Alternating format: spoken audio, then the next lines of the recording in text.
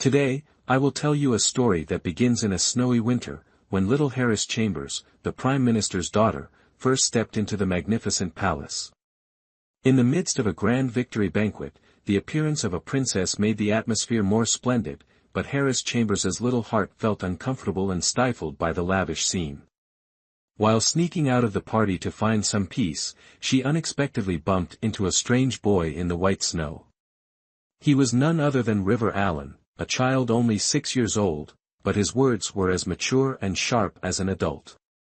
That encounter left a name engraved in her heart, River Allen. This boy was the one who would change her life forever. However, Harris Chambers' fate was not smooth. After returning from the banquet, her family fell into great turmoil. Her mother died while giving birth to her younger brother, leaving her alone to take care of her rebellious younger brother and protect the family's reputation. Every step Harris Chambers took was filled with pain, political intrigue, and buried secrets. Amidst the storm and irony of fate, can Harris Chambers keep her heart? And will River Allen, the boy with the cold eyes, be the light or the darkness in her life? Let's explore this thrilling and touching story. Nia Chambers was standing outside the door, hearing the baby cry. She thought everything was over, but the midwife rushed out, calling her inside. Her heart sank as she entered the room, where her mother lay on the bed, her face pale and extremely weak. Beside her was her newborn brother, a tiny baby, just opening his eyes for the first time. The mother looked at the child, a gentle smile appeared, but behind it was regret.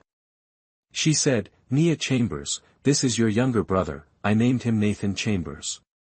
Ngu is a homophone of ho, I hope that in the future he will protect you."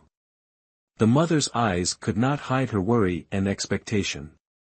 "Nia Chambers, you have always been obedient and smart, you are my pride." Nia Chambers felt a sense of unease rising in her heart, but didn't understand what was happening. She could only hold her mother's hand tightly and silently promise, "Mom will get better. I will be good and listen to you." But her mother only smiled and continued gently, "It's a pity that I can't see you grow up. You are the older sister, you must take good care of your younger brother, don't let him lack anything." A few seconds later, her mother passed away, closing her eyes silently. The regret in her eyes made Nia Chambers feel that she was the one who had to continue to shoulder the responsibility, not only taking care of her younger brother but also protecting her family while her father was busy. In the days that followed, Nia Chambers loved her little brother dearly, pampering and protecting him from others, even though sometimes that created Nathan Chambers' stubborn personality. Then one day, Lillian, Nia Chambers' personal maid, rushed over, her voice high-pitched, "Miss. Did you hear what I said?" Nia Chambers woke up with a start. Lillian continued, "Second young master ran off to the brothel again." Nia Chambers was stunned, "Brothel? What?" She couldn't believe it, Nathan Chambers was only 10 years old, how could he do such a thing? Lillian further explained that Nathan Chambers' close associate had reported that the boy was causing trouble at the brothel and was worried that something serious was going on. Not wanting her father to know, Nia Chambers immediately ordered, "Lillian, change your clothes, we're leaving now." Quickly changing into men's clothing, Nia Chambers and Lillian sneaked out the back door, acting like ghosts in the dark, avoiding the attention of the petty guards in the mansion. They passed through familiar alleys where no one paid attention to them, then arrived at the bustling street where Spring Breeze Pavilion was located. The red lights, the calls from the scantily clad girls, all made Nia Chambers feel a deep sense of disgust. Lillian, seeing this scene, trembled and asked, "Miss, why did the young master come here?" Nia Chambers was angry, but tried to control herself, only coldly said, "He is truly a disgrace to the family, I must discipline him in the future." Finally, they stopped in front of the Spring Breeze Pavilion. A young lady quickly approached to greet them, but Nia Chambers ignored her calls and hurriedly replied, "Take us inside." She acted like a young lady, not showing any fear. After entering, Nia Chambers and Lillian followed the landlady upstairs, preparing to look for Nathan Chambers. When they arrived at the door of a room, the landlady glanced around, then opened the door and invited, "Young master, this is the quietest room, very suitable for guests like you." Nia Chambers nodded, said nothing more, and pulled Lillian into the room. The landlady quickly retreated and closed the door. Lillian, still not understanding, worriedly asked, "Miss, why are we renting a room here? Moreover, we even gave the landlady such a large amount of silver." Nia Chambers just smiled and replied, "Don't worry, I have enough money. If we don't have a stable place to stay, how can we find someone? As for silver, there's no shortage." Lillian breathed a sigh of relief, nodded, but continued to ask, "Then how can we find the young master?" Harris Chambers, in her search for her mischievous younger brother Nathan Chambers, decided to split up with Lillian to explore every corner of the brothel. Along the way, she witnessed many funny and sad scenes, from rooms filled with teasing sounds to even moments where it was inconvenient to look straight, but still there was no sign of Nathan Chambers. Tiredly leaning against the door of a room on the 3rd floor, she suddenly fell inside, facing a fascinating red space. Going deeper, she was captivated by the mystery in this silk room and accidentally discovered a stunningly beautiful woman lying on a gilded bed. Before Harris Chambers could come to his senses, this woman asked him to pour him some water. Her charming appearance and enchanting voice made Harris Chambers unable to resist, and he was even chosen as her servant, in just a few sentences. When Harris Chambers held a cup of water to serve the strange woman, he had no idea that her fleeting teasing gaze would set off a series of unpredictable events. The charming woman suddenly revealed that Harris Chambers had been poisoned by soul-dissipating powder, a poison with no antidote, causing the person who was poisoned to not be able to leave her for more than 3 days or else they would bleed to death from all 7 orifices. Under dire circumstances, Harris Chambers was forced to face the mysterious woman's request to become her servant, but she did not yield.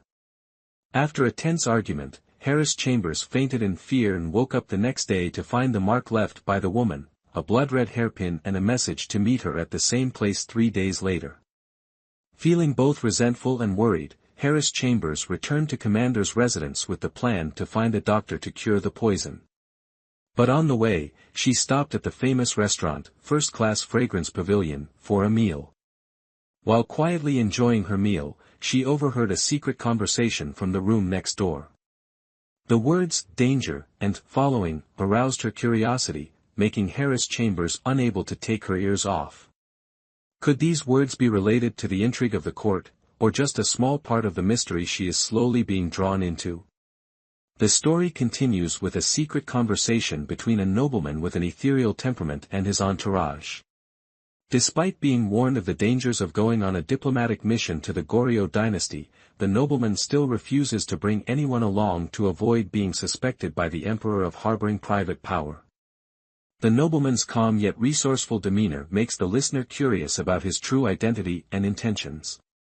Soon after, Harris Chambers accidentally met this young master, none other than River Allen, who had left a deep impression on her since their first meeting in the royal palace. Still wearing the elegant white clothes, charming smile and fairy-like demeanor, River Allen chatted for a while and then left, leaving Harris Chambers with many confusing thoughts about this mysterious person. Not stopping there, Harris Chambers' journey continued when she disguised herself as a man and left the mansion with Lillian to find her brother Harris Chambers. On the way, she encountered a chaotic scene. A beautiful but ragged woman was protecting a child, who was falsely accused by 2 big men of stealing a family heirloom jade pendant. The woman called for help from the crowd, but no one spoke up to help. The child wore a piece of exquisite, green jade pendant around his neck, clearly not an ordinary item, making the big men even more aggressive in wanting to take it. When Harris Chambers spoke up to stop her, she was ridiculed as a nosy rich kid. But suddenly, an elegant voice from the carriage behind her spoke up, supporting her with a strong argument: eliminating evil is the duty of every righteous person, regardless of background. The carriage curtain gently moved, revealing a mysterious and charismatic figure, making Harris Chambers curious. A handsome young man appeared on a carriage, attracting everyone's attention. When two big men threatened to steal the jade pendant from the lady, the young man quickly resolved the situation and ordered their arrest. Afterwards, the young man invited the lady to the Allen residence for protection, and she agreed. This jade pendant belonged to the Dawn family, a famous wealthy family, which made the situation even more tense. The young master in the carriage, River Allen, decisively ordered the arrest of the big guys and thoroughly resolved the matter. The lady was grateful and followed River Allen's carriage. The protagonist recalls memories of River Allen, her old friend who has now become calmer. She enters the commander's residence and meets Lillian, a maid who is worried because she has been waiting all night. Lillian tells her that the second young master and the General Lee's son watched a dance, and the heroine asked Lillian to take a bath. She likes to be quiet, does not want to be disturbed while bathing, and enjoys the warm water alone. The heroine relaxes while bathing, but the thought of being poisoned weighs heavily on her mind. She cannot let her father know that Harris Chambers is causing trouble and that she was poisoned. She feels responsible for managing Harris Chambers' behavior, who always does strange things to attract her father's attention. After bathing, she orders Lillian to call the doctor, and at the same time thinks about how to teach Harris Chambers. When she arrived at the Wanbik Pavilion, she was surprised to find no one in the study, but then she heard noises coming from the martial arts training ground. Harris Chambers and the servants were playing tag, which angered her. She ordered Harris Chambers to rewrite the lesson and punished the servants. Harris Chambers repented, but she was unyielding, ordering him to come to martial arts training all day as a suitable punishment. Returning to the main green pavilion, she met the physicians who had been summoned by Lillian. Although they did not mention the poisoning, the physicians confirmed that she was in good health, making her wonder if the lady had deceived her. She decided not to believe this diagnosis and prepared to find a palace physician for a more thorough examination. Lillian then sent the physicians off and prepared a carriage for the young lady. From the moment Lillian sent the three doctors away, the female protagonist felt that the detoxification was becoming more and more urgent, so she decided to enter the palace. She used the special token given by Princess Felicity to easily enter the palace without prior notice. On the way, she met River Allen, the son of the Grand Tutor, who had a special relationship with the Emperor. She wondered if it was because of his handsome appearance that River Allen was favored by the Emperor and entrusted with an important diplomatic mission. But she quickly dismissed that thought, reminding herself that one cannot rely on appearance alone. When she arrives at Phuc Ninh Palace, she meets Princess Felicity, named Megan Chambers, who is always kind and affectionate to her. The princess teases her about not having visited for a long time and takes her into the palace, where Crystal Taylor, a girl close to the heroine, is. The girl is upset that she hasn't visited for a long time, but eventually agrees to play with her. Entering the main hall, the heroine directly asked the princess to find a royal physician for her. She did not hide her condition and told the princess that she was afraid she had been poisoned, because the doctors outside the palace could not diagnose her accurately. Princess Felicity was extremely worried and angry when she heard this news, even wanting to find the poisoner and take revenge. But the heroine asked the princess not to do so, because the poisoner might not reveal the antidote and she did not want this to affect the people around her, especially Charlie Chambers. The princess immediately ordered the palace servants to summon Imperial Physician Jiang, one of the best physicians in the Imperial Medical Institute. While waiting, the heroine recounted the whole story of her poisoning, from the time she met a woman in a brothel to her increasingly obvious feelings of unwellness. Princess Min told her to be patient, because the poison would take effect in 3 days, and if she did not find an antidote, her life would be in danger. She confided in the princess, recalling the unnecessary grudge she had with that woman, and the unfortunate circumstances of being poisoned. In the next development, the female protagonist is returning to Commander's residence after leaving Phuc Ninh Palace. She feels unwell and begins to become more aware of her poisoning condition, although the royal physician in the palace insists that there is nothing wrong with her. The female protagonist decides to leave for a while, trying to hide her condition from her father and Charlie Chambers, and at the same time prepares for a plan to recuperate at Princess Fook Nin's villa.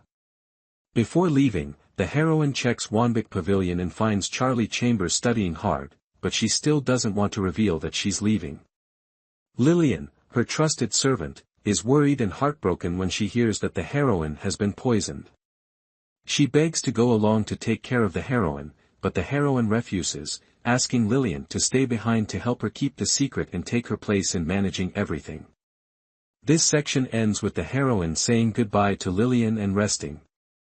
Finally waking up the next morning, with warm sunlight shining into the room, signaling the start of a new day after a quiet night. Next, the heroine woke up late and found Lillian busy in her room. She then decided to go see her father to discuss something important. Her father, Ling Yunxian, was a strict and upright man who was busy dealing with a tense situation involving the Goryeo dynasty, but still took the time to receive her. The heroine took the time to ask about her father's health and work situation, but the conversation quickly turned to a more important matter. She mentioned that Princess Felicity had asked for an imperial edict to send her to the villa for a while, but when her father heard the news, he seemed to disagree, worried about his daughter's safety. The heroine, with her tact and a little coquetry, convinced her father to agree, although he was still worried. After a brief argument, her father agreed to let her go out, but told her to be careful and come back soon. This showed her father's deep love for her, which moved the heroine. The heroine did not want to leave her father and Charlie Chambers, but she also did not want to live under their protection for the rest of her life. After lunch with her father, she returned to the main green pavilion, where Lillian prepared a large bag of luggage for her. Lillian explained that it was essential to avoid inconvenience during her trip. However, the heroine realized that the luggage was too bulky, making her feel like she was carrying things for a servant, not a young lady. Lillian insisted, cried, and demanded to prepare everything for her, which the heroine had to comply with despite feeling uncomfortable. After removing the unnecessary items, the heroine only kept a small bag of things. When she arrived at the Wanbik Pavilion, the heroine realized that she was hungry and decided to eat here. Although her father was not close to Charlie Chambers, the heroine did not want him to feel lonely. Charlie Chambers hugged her tightly when they met again, and Lillian stood beside him, smiling happily.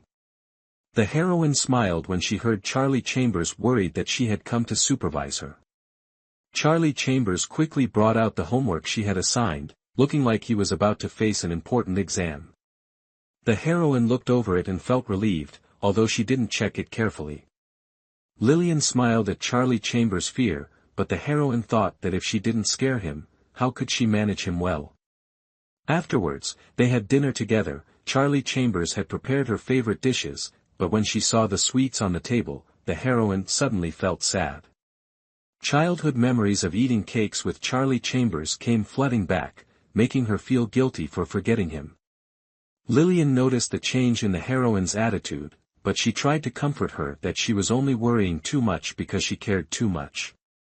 After dinner, the heroine decided to stay with Charlie Chambers all day tomorrow, because that was the last day they could be together. The feeling of regret and self-reproach for neglecting Charlie Chambers weighed heavily on her heart. The next day, the female lead dressed as a man, preparing to leave without notice. Standing quietly in front of the back door of the Prime Minister's residence, she turned her head one last time to look at this place, the place she had been attached to for so many years. At this time, Charlie Chambers and Lillian were both busy, no one knew that she was leaving. The female lead left a letter for Lillian, asking her to find a way to explain to Charlie Chambers. Her heart was heavy because she had to leave alone, without her father, without Lillian, without Charlie Chambers, and also without the appearance of a young lady anymore. She would have to live a new life, serving a stranger, in a strange place that she had never known, working hard to avoid being punished. She felt sad and stuck, but still tried to walk, not letting herself turn back, because she still had to fulfill her promise to her mother and watch Charlie Chambers grow up. The heroine left the familiar place with a lingering yet uneasy feeling, telling herself that she would return. But unexpectedly, the time to return lasted for a whole year.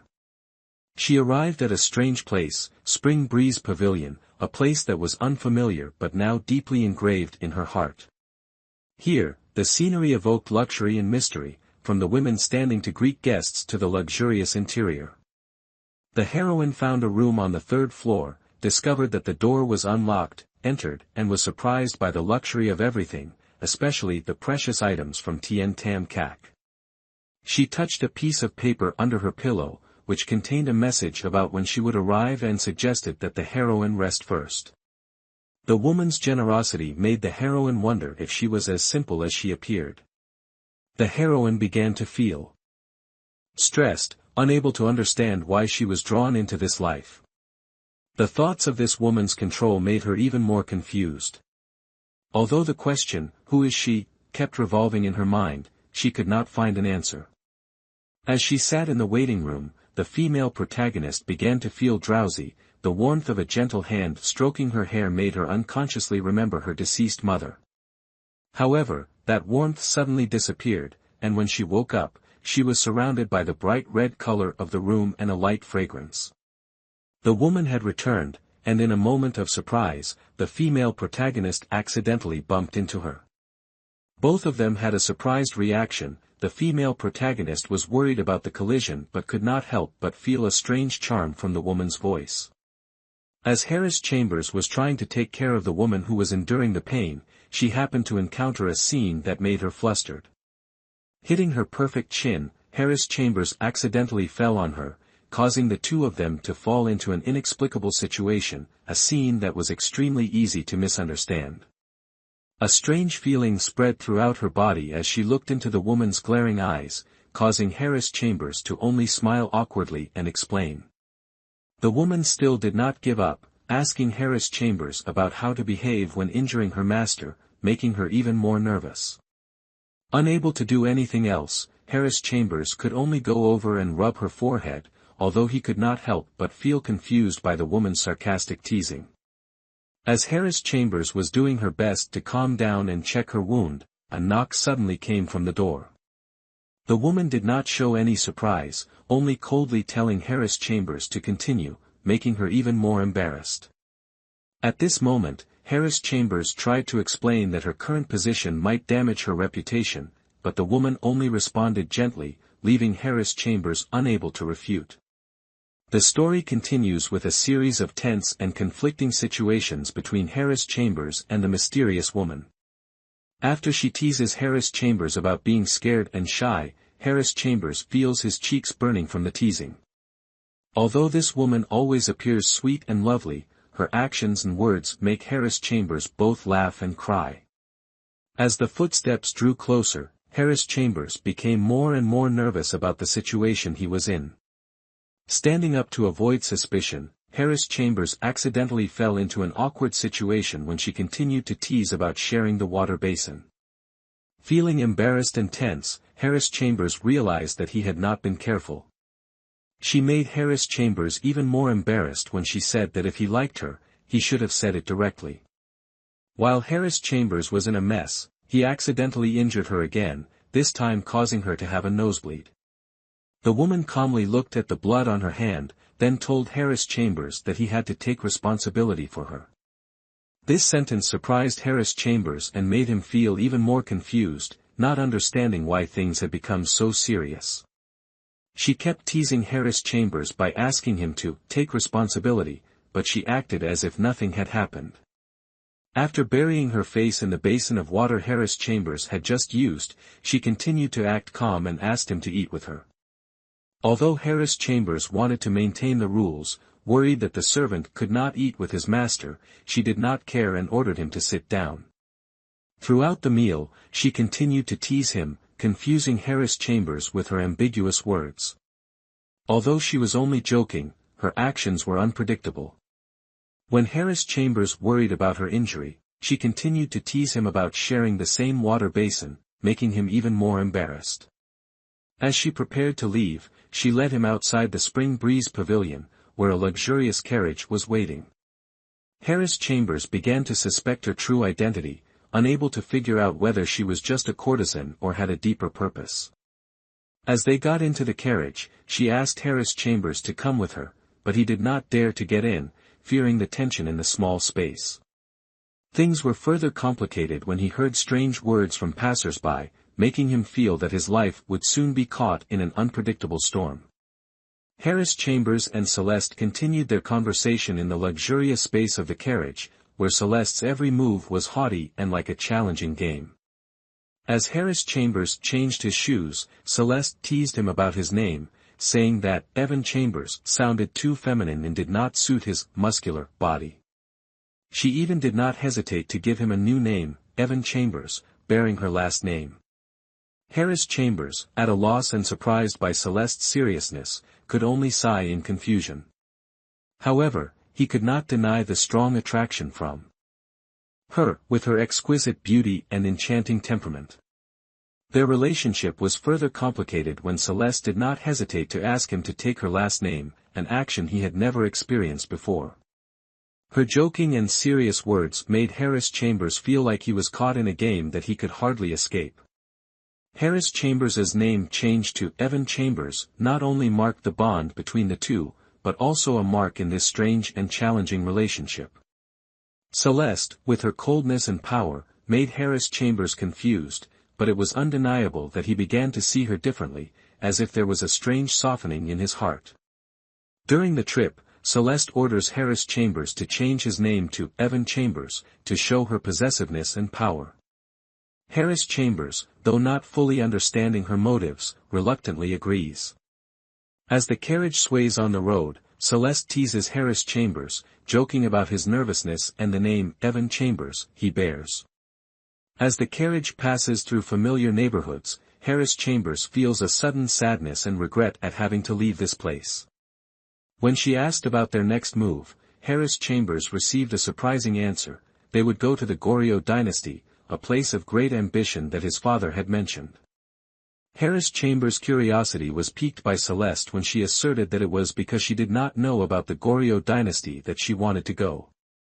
After the carriage left the city gate, Harris Chambers looked back, feeling a sense of sadness rising in his heart as he saw the city gradually disappearing into the distance. This feeling brought back memories of the past, especially the time he got lost in the city with Charlie Chambers. Celeste, noticing that Harris Chambers seemed confused, suddenly approached him and teased him. Although he tried to maintain his composure, she still did not miss the opportunity to make him feel uncomfortable. The two continued their journey in the carriage, with Celeste teasing Harris Chambers about his weakness, leaving him feeling confused and uncomfortable. However, Harris Chambers had to accept it and respond politely. The conversation between them gradually died down, and the two fell into silence. As the carriage left the capital, Harris Chambers felt sad at leaving behind familiar streets and old memories. As the carriage approached an inn, Harris Chambers was both nervous and tired, but Celeste did not seem to mind. She did not hesitate to help Harris Chambers out of the carriage, but he refused and got out himself in a manly manner. However, Celeste did not miss the opportunity to mock him for this action. After entering the inn, Harris Chambers found the atmosphere quite strange and quiet, with very few people. His question about the silence was answered when the inn waiter revealed that there were thieves operating in the area, having kidnapped 2 women earlier. Harris Chambers, after listening to the waiter's explanation of the situation at the inn, began to feel suspicious. Despite the risk of theft, the guests decided to stay here because they had no other choice on the road. The waiter said that there was only one place to rest 30 miles away from this inn, forcing the passers-by to stay. However, when Harris Chambers asked about the theft situation, the waiter said that there had only been one incident the day before yesterday, and that there had never been any before. From this answer, Harris Chambers couldn't help but worry about Celeste, who seemed like an easy target. But then he thought, wasn't there some protection here? He continued to search for her, but when he went out, he found that he had lost her. He then asked the servant about Celeste's whereabouts and learned that he could only wait until she was ready. Harris Chambers continued to walk around the inn area, exploring more of the place. He found the inn to be in a prime location, but it seemed a bit odd that the innkeeper was nowhere to be seen. The waiter said that the innkeeper was in charge of the inn but not the owner. This made Harris Chambers even more suspicious of what was going on here. Harris Chambers, after having a conversation with the waiter, noticed that the situation at the inn seemed strange. Despite reports of thieves, passers-by still chose to stay here because they had no other choice. After understanding the situation, Harris Chambers tried not to worry too much, but still felt worried about Celeste, and decided to look for her. When he found her carriage, he was surprised to find that she was nowhere to be found, and could only ask the servant. After being invited to wait in the carriage, Harris Chambers began to observe the inn and listened to the waiter talk about the inn's owner. The waiter said that the innkeeper was just a hired hand, but Harris Chambers still felt that there was something shady about the management of this place. When he returns to ask the waiter about the thief, the waiter reveals that a kidnapping had occurred earlier, and all the guests were on alert. Harris Chambers then decides to continue searching for Celeste. He eventually finds her in an upstairs room of the inn. When Harris Chambers enters, Mason teases him about being lost and reminds him to be careful not to have no home to return to. Harris Chambers responds angrily, but in his heart he knows that if he leaves Celeste, he will have nowhere to go. When Harris Chambers entered the room, Celeste sat on a chair and asked, "Where did you go that took you so long?" Harris Chambers tells her about getting lost and being worried about Celeste's safety, fearing the presence of thieves. However, Celeste does not seem worried and teases him. When Harris Chambers tries to explain his worries, Celeste mocks him, saying that he does not need to worry about her, and that he is only worried about himself. She asks him to call her by her name instead of lady, and threatens not to show him to his room if he does not call her by her name. Harris Chambers felt awkward and reluctant to comply, but eventually gave in, calling her Celeste to be shown to the room. Celeste was happy, asking him to remember to call her by her correct name from now on and warning him of punishment if he called her wrong. Celeste instructed Harris Chambers to rest in the next room, saying that dinner would be brought to the room and that there was no need to go out. Harris Chambers felt uncomfortable every time he was near her. However, he still had to obey, drinking tea to calm the restlessness in his heart. After entering the room, he realized that the inn was not safe, surrounded by strangers, making him feel nervous. Especially Celeste, whose personality was erratic, sometimes beautiful, sometimes cold, making Harris Chambers feel confused and embarrassed. He missed Lillian. If she was by his side, he would not feel so lonely. As he was about to take a shower, Mason came over and brought him hot water, and also gave him Celeste's clothes to change into. Harris Chambers was confused when he noticed that the clothes were white, unlike Celeste's preference for red. He also couldn't help but joke with Mason about the name Mosquito Mason, which made the atmosphere more comfortable. After his bath, Mason brought him dinner. Harris Chambers felt uneasy about being called "my lord" while he was a servant. This made him question his relationship with Celeste. Celeste continued to treat him more like an honored guest than a servant, making him wonder about her intentions. Mason realized Harris Chambers was thinking and called out to him, startling him and making him realize he had been absent-minded for too long. Harris Chambers had just sat down to rest when Mason arrived with dinner and a change of clothes, along with Celeste's reminder that he should shower and rest. After a long day, Harris Chambers felt tired but also nervous in a strange, dangerous inn. He thought of Celeste and Charlie Chambers, feeling homesick.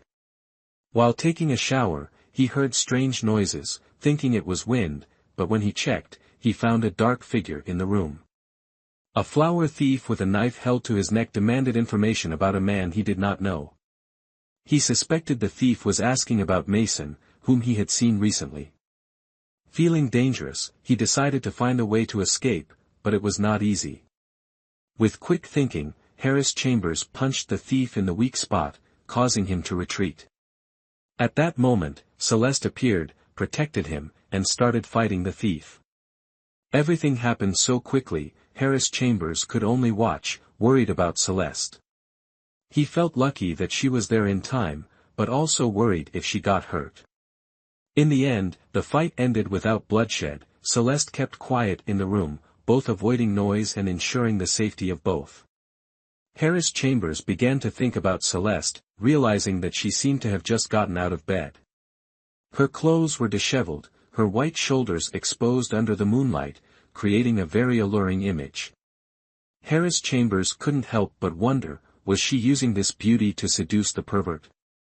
But then, the sound of her gargling interrupted his thoughts. Even though Celeste was fighting the pervert, she still showed an extremely calm demeanor, while the pervert was injured and couldn't stand still. Celeste, after defeating the rapist, asked about the mastermind behind it. The rapist only sneered and said he wouldn't reveal anything, causing Celeste to threaten to hand him over to someone else to be tortured. Harris Chambers was worried, but then the rapist suddenly attacked him, scaring him. Celeste immediately protected him, forcing the rapist to run away. Harris Chambers didn't even know what happened, only that Celeste had saved him in time.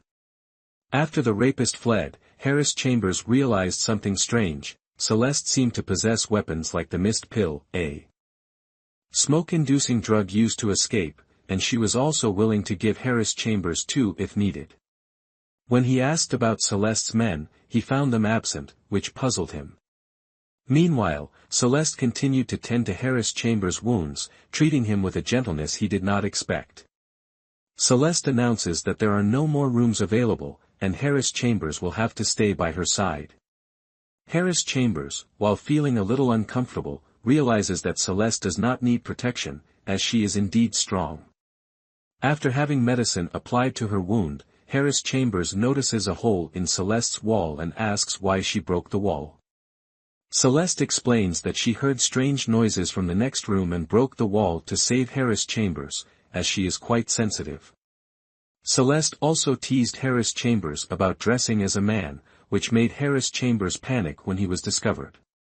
Celeste did not get angry and remained calm, even joking about Harris Chambers being a woman, saying that it was more convenient for her. After Harris Chambers admitted that he was a woman, Celeste did not get angry and continued to tease him. Finally, Celeste invited Harris Chambers to stay in her room, when Harris Chambers had nowhere else to go, and joked that she would reluctantly take Harris Chambers in. Harris Chambers, having no other choice, agreed to stay with her. Celeste laughed happily, emphasizing that Harris Chambers needed to listen to her. Finally, Harris Chambers realized that it would be difficult to sleep well tonight with someone like Celeste around. Outside, a cardinal received a report about the assassin returning to the capital. The servant reported that it was unclear who the mastermind was, and the cardinal asked the man to tell him everything. In the next development, a servant named Ethan Cloud came to report to the cardinal, River Allen, saying that a woman stopped him to ask for directions to the Goryeo dynasty, causing him to be delayed in pursuing the assassin. River Allen did not punish but encouraged Ethan Cloud, saying that his confidant was not to be punished but to be used, and ordered everyone in the capital to be on guard. The story then shifts to Harris Chambers, who wakes up and finds herself in Celeste's room. She realizes she overslept, and after washing her face, she plans to go out, but Celeste spots her as she walks through the wall she knocked down. Celeste not only doesn't blame her, but also prepares a male costume for her to keep her secret. The two continue to joke about Harris Chambers dressing as a man, which makes her embarrassed but not angry. Celeste says that if Harris Chambers wants, she can return to her original form, but jokes that she won't do anything to her. After breakfast, Harris Chambers wondered about the assassin from last night, thinking he was a flower thief. Celeste joked, saying that he might have picked flowers, but was actually attracted to Harris Chambers. Harris Chambers was suspicious and remembered the wall that was broken down, worried that he would be forced to pay compensation, but Celeste had already taken care of it and paid the shopkeeper. Celeste smiled slightly, saying that she had broken the wall, and Harris Chambers did not need to worry. She also reassured him that even if someone was chasing him, they would not be chasing Harris Chambers. Harris Chambers was annoyed and thought to himself, going with Celeste, it was really not possible to have peace. However, Celeste continued to comfort him, saying that going with her would not implicate Harris Chambers, because she always protected and did not let anyone get into trouble. A long stretch of road passed in silence. Harris Chambers looked out the window at the lush green mountains, with occasional small streams flowing, alleviating his boredom.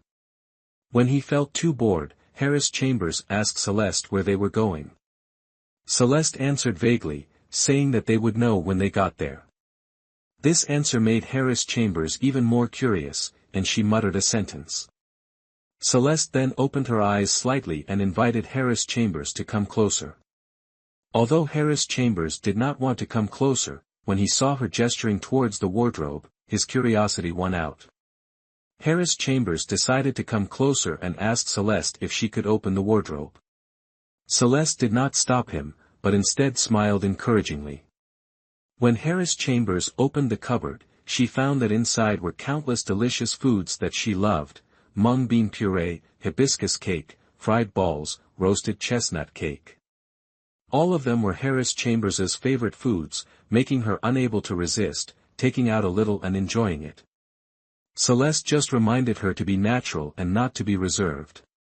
After eating and drinking to their heart's content, Harris Chambers finished cleaning up and saw Celeste still sitting quietly with her eyes closed in meditation. She did not bother her anymore, but did not forget to turn back to look at Mason, the coachman. Harris Chambers saw that Mason also looked bored, and she decided to talk to him to dispel the boredom. Mason warned Harris Chambers about the wind outside and advised her to get inside, but Harris Chambers did not want to stay in the car any longer. When asked about Celeste, Mason began to tell her about her past, saying that Celeste was very cute when she was little but now she hardly talked anymore, only focused on work. Mason's story made Harris Chambers even more curious about Celeste's past. When Harris Chambers continued to ask Mason about Celeste, Mason replied that she had a difficult personality, but was very popular with everyone. He also revealed that Celeste was only 2 years older than him, which surprised Harris Chambers, who did not expect her to be so young. Finally, the carriage passed through a small town, and Mason explained the customs there. Mason usually sold his goods late because they were from other places and did not fear thieves. This made Harris Chambers even more curious about the way of life there. When the carriage stopped in front of a large inn, Harris Chambers was surprised to see a building that she had never imagined, which made her surprised. This was the grandest inn Mason had ever spoken of, and Harris Chambers could not help but exclaim at the difference between fantasy and reality. When he arrived at the inn, Harris Chambers was surprised to see an old, gray house that did not look like the biggest inn at all. Although it was 2 stories and had a inn sign, the peeling walls and the yin-yang tiles were covered with green moss, making it look like a house about to collapse. Harris Chambers asked Mason suspiciously if he had mistaken the inn, but Mason insisted that this was the biggest inn in Nathaniel town, even though its exterior was not as impressive as the others. Celeste woke up, her eyes sparkling seductively as she looked at Harris Chambers, then got out of the car without saying a word, only gently saying that Harris Chambers talked too much. Harris Chambers wanted to object, but Mason winked at her, saying something about, on the road, angry. This surprised her, but she didn't have time to ask more because Celeste had already told her to follow her. Entering the inn, Harris Chambers found the interior to be quite good, much better than yesterday's inn. Although it couldn't be compared to luxurious places, at least it seemed better here. While following Celeste, she noticed Mason, who was always smiling and had an innocent appearance but made her realize that he was not simple. At night, Harris Chambers still had to stay in Celeste's room. When she couldn't sleep, she thought about what had happened the night before. Although it was unclear, Harris Chambers began to realize that the person who appeared last night might not have been a flower thief but an assassin. Celeste seemed to know his identity, but she wasn't too curious about it. At midnight, Harris Chambers went out to look for a toilet. In the quiet darkness, she was startled by the shadow on the ground moving. She turned around, but saw nothing. Suddenly, a voice rang out, making her panic. After searching, she realized that it was a man sitting on the wall, holding a gourd of wine, teasing her.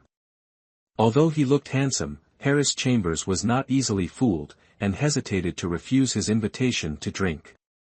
This man seemed to have intentions towards her, but Harris Chambers was determined not to be fooled. Although he invited her to drink under the moonlight, Harris Chambers had no intention of accepting, and continued to chat with him tactfully to avoid being drawn into the stranger's schemes. In the end, the two of them sat on the roof, watching the quiet night view of the town. It was quiet, with only the chirping of insects, making Harris Chambers feel confused by the strange situations around her. Looking down from the roof, the small town of Nathaniel appeared clearly under the moonlight. The houses were close together, although not as majestic as the capital. It was enough to make Harris Chambers feel the tranquility of this place. While admiring the scenery, a man sitting on the wall suddenly spoke up to tease, calling himself a handsome man, but Harris Chambers only glanced at him, not interested, because compared to Celeste, he was nothing special. He did not give up, continued to tease, but Harris Chambers just wanted to go down to the roof to rest. The man saw that she did not want to talk, so he invited her to drink. Harris Chambers refused, but he still kept the wine and began to tell a strange story about Nathaniel Town. The story was about a young boy named Nathaniel, an orphan with exquisite embroidery skills but was harmed by jealous disciples. Although he loved a senior sister, Nathaniel still had to choose his own path so as not to give up the last chance to be his master's disciple. But when the senior sister found out, she accused Nathaniel of copying her work. The story gradually comes to a tragic end, when Nathaniel is framed for fraud, unable to fight back, and eventually leaves his old place to go to Nathaniel Town. From an unknown town, Nathaniel uses his embroidery skills to build a famous embroidery industry, gradually turning this town into a crowded destination, attracting people from neighboring areas. Harris Chambers was stunned after hearing the story. Although the man kept joking and teasing, Harris Chambers became more and more curious about Nathaniel's ending. After Miles finished telling the story of Nathaniel, Harris Chambers understood why the town was named Nathaniel. Miles explained that Nathaniel was a talented young man, but was harmed by his senior sister because of love. The story made Harris Chambers feel sympathetic, but he couldn't help but wonder about how Miles viewed love. His mother had taught him that love was superfluous, and that people who wanted to accomplish great things couldn't let love interfere. This made Harris Chambers feel confused and sorry for Nathaniel's fate. Suddenly, in the middle of the night, a deep voice rang out, startling Harris Chambers. Celeste, whom she did not expect to appear here, stood in the darkness with a proud gaze. Miles asked in surprise about Celeste's identity, and when Harris Chambers was about to explain, Celeste interrupted, claiming to be her master, making Miles even more suspicious. Miles couldn't help but tease Harris Chambers, calling him Celeste's male pet, which embarrassed Harris Chambers, but Celeste didn't seem worried or embarrassed. The conversation became more and more tense, with Miles constantly teasing and Celeste showing impatience. When Miles continued to tease about the late death reunion, Harris Chambers could only give a complicated explanation, but Celeste interrupted her, making the situation even more awkward. At the end of Nathaniel's story, Harris Chambers tried to explain that she couldn't get down from the roof because it was too high. Celeste looked at her with contempt, saying that if she could go up, there was no reason why she couldn't come down, which confused Harris Chambers. Miles, while teasing, didn't forget to comment on Celeste's flying skills, making Harris Chambers realize that he wasn't used to the height yet. Celeste didn't say much, just hugged Harris Chambers and flew down to the ground quickly. Miles had just called Harris Chambers to say goodbye, making her feel that there was no need to see him again. Celeste, however, seemed quite surprised at Miles when Harris Chambers explained that they did not know each other. As Celeste pulled Harris Chambers away, she remarked that Harris Chambers seemed too weak to withstand the cold wind. Harris Chambers awkwardly explained that she was new to these things, but Celeste paid no attention and continued walking forward. Later, Miles sits on the roof, drinking alone, while his henchmen are sent to investigate Celeste and Harris Chambers. Miles continued to brood over his chance encounter with Harris Chambers, muttering the name Evan Chambers in an unintelligible manner. The next morning, Harris Chambers woke up late and saw Celeste waiting downstairs, full of charisma, even preparing breakfast for Harris Chambers. Harris Chambers was surprised to find that although the inn did not look luxurious, it was very busy and business was good. Celeste quietly took care of Harris Chambers, prepared breakfast, and continued to talk to her. She reminded Harris Chambers not to be too smart, because being smart would make others feel uninteresting. Harris Chambers did not understand Celeste's words, but she could only shrug in response. After Celeste laughed deeply and said, "It's good not to understand," Harris Chambers felt like he had just been teased, but there was nothing he could do but keep quiet. The carriage left Nathaniel town, leaving behind the bustling scene. Sitting in the carriage, Harris Chambers suddenly remembered the story Miles told last night. A person who could revive a barren town by himself was truly admirable. She casually asked Celeste if she knew this legend, but the other party's contemptuous answer made her stunned. "If it's a legend, do you think it's trustworthy?" Celeste conveniently knocked Harris Chambers on the head, not forgetting to laugh mockingly. "You are really stupid." "I'm stupid." "She's stupid." Harris Chambers rubbed his head, thinking angrily but not daring to refute, so he pouted and turned away. During the long journey, Harris Chambers began to sense a change in Celeste's attitude. From leisurely strolling through small towns, the carriage suddenly sped up significantly. When asked, Celeste only calmly said that she was avoiding two annoying flies. Flies? Who was the other party that Celeste had to avoid like that? Her superficial answer made Harris Chambers even more curious. One morning, in the car, Celeste was leisurely reading a book on governing the country, while Harris Chambers sat idle. Looking at the title of the book in Celeste's hand, Harris Chambers asked in surprise, "Why are you reading this? Do women like governing the country?" "You have to read it even if you don't like it," Celeste replied, her expression cold. Hearing this, Harris Chambers couldn't help but think about her mysterious background. Books like this usually only appeared in the study rooms of high-ranking officials. How did they fall into the hands of Celeste, a person she met in a romantic place? Harris Chambers was about to ask more, but was afraid of accidentally mentioning the other party's pain, so he changed the topic. The car passed through a bustling border town. Celeste explained that it was a town near the Goryeo dynasty, which shocked Harris Chambers when he learned that the destination of this trip was to the Goryeo dynasty. Why did Celeste have to cross the border? Although full of questions, Harris Chambers could only follow silently. After hearing Mason mention the long stretch of road with no markets, Celeste ordered her attendants to go down and buy supplies, but she and Harris Chambers continued on without stopping. Harris Chambers worriedly asked if they could keep up, but Celeste just smiled mockingly. "They're not as stupid as you." Frustrated, Harris Chambers turned to ask Celeste why she had appeared at Spring Breeze Pavilion the other day, but Celeste coldly replied, "Because, I am immortal." This sentence suddenly made the atmosphere in the car heavy. Harris Chambers felt guilty that he had unintentionally touched Celeste's sore spot, so he changed the subject with a few clumsy excuses. The silence made Harris Chambers gradually fall asleep. In her dream, she saw Celeste lying on her side on the bed, gorgeously made up, looking enchanting. But the scene quickly changed. Celeste was dressed as a man, her black hair was tied up high, her eyes became unusually heroic. The two stood facing each other. Celeste smiled gently and said, "Why learn from you? It should have been like this." The dream ended with Harris Chambers muttering, "Then let's wear them together from now on. It would save us having to watch her dress up all day." The night was quiet, the dim moonlight spread over the quiet mansion.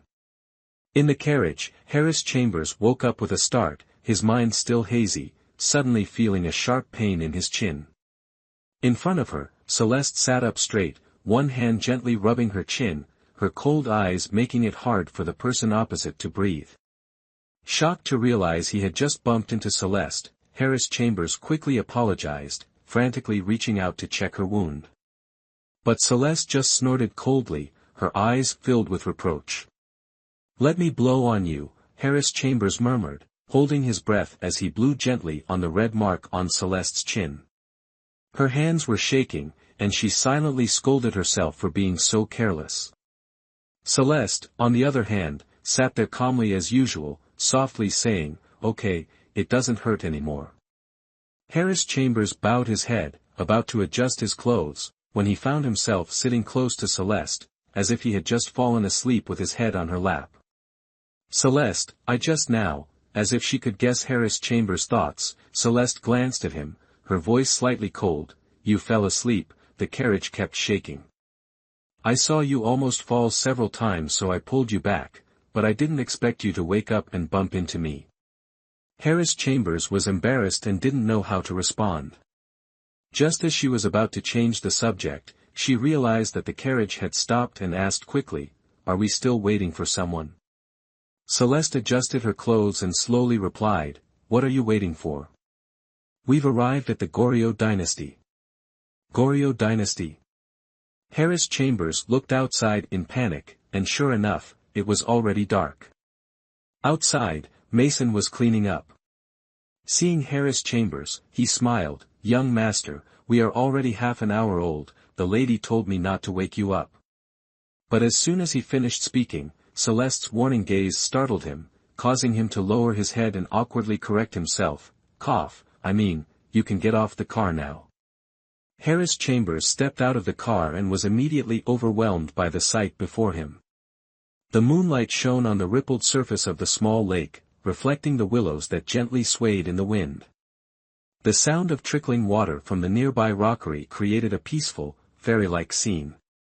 "Where is this? Are we in the wrong place?"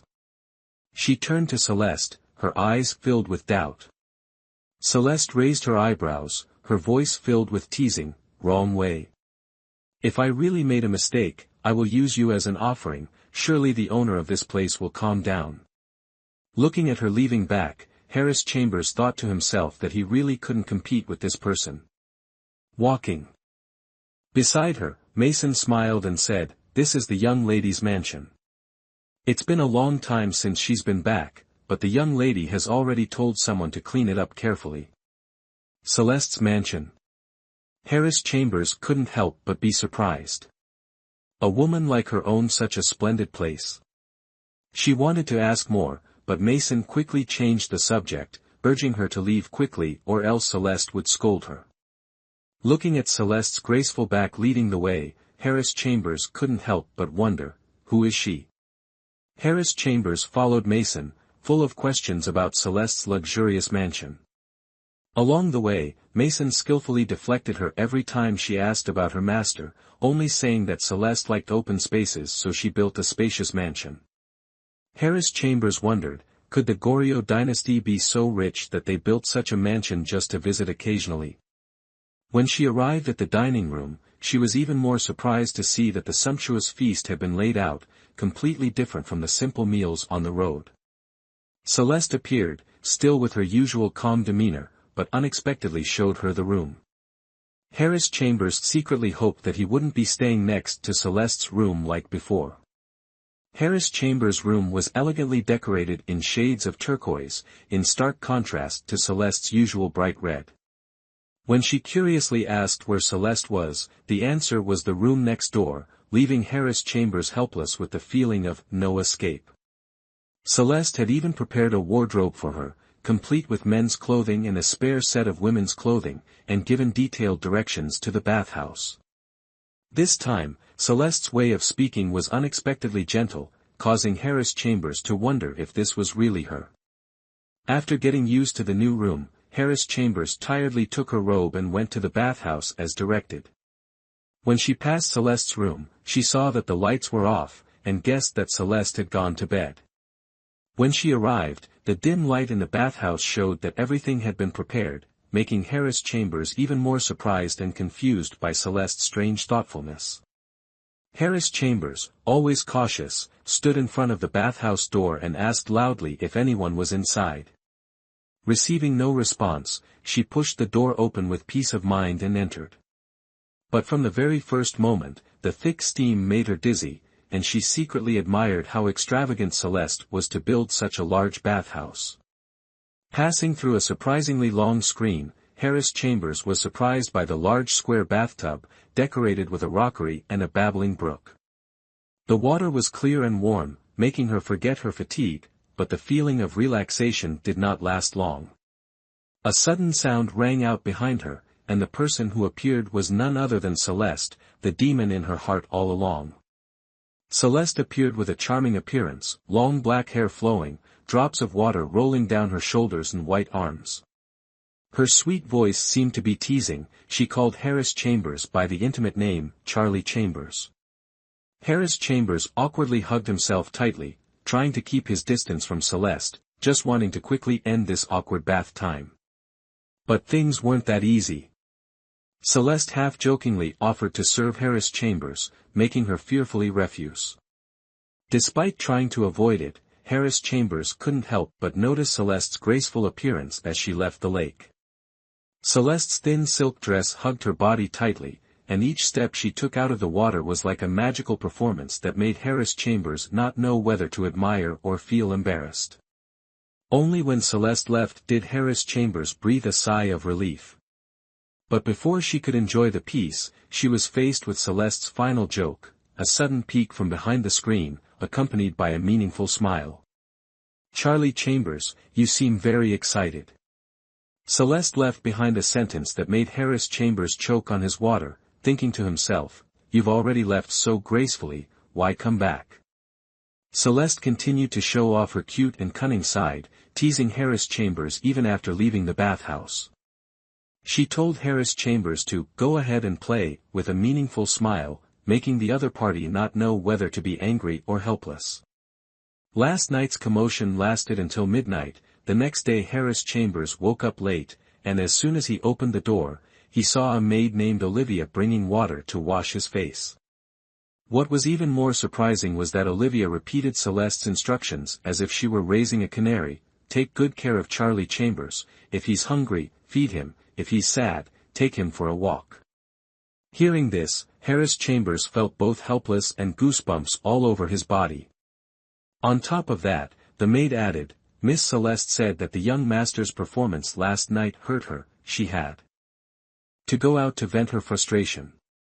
The words were full of meaning, causing anyone who heard it to misunderstand. After breakfast, Harris Chambers suggested going out for a walk to learn about the Goryeo dynasty. Olivia led the way, winding through the fragrance garden, a garden Celeste had designed herself in her favorite style, filled with bright red hibiscus flowers. The flowers were filled with a charming red color, as if reflecting Celeste's own personality, charming but unpredictable. Harris Chambers stared at the flowers in a daze, unable to help but bend down to smell them, feeling that they were somehow very familiar. Under the bright red hibiscus flowers, Nia Chambers curiously bent down to smell them, only to realize that the flowers had no scent. Olivia explained that hibiscus flowers, although beautiful, had no scent, and revealed that they were one of Celeste's favorite flowers, which she personally grew at the fragrance garden. This extreme love made Nia Chambers wonder what story was behind it. Though Olivia wasn't sure, she teased that if Nia Chambers asked, Celeste would definitely tell her everything. But instead of responding, Nia Chambers just walked on silently, thinking that explaining further would only add to the strange misunderstanding caused by Celeste's hidden instructions. Leaving the vast grounds of the fragrance garden, the two of them boarded a carriage and headed towards the famous amusement park nearby.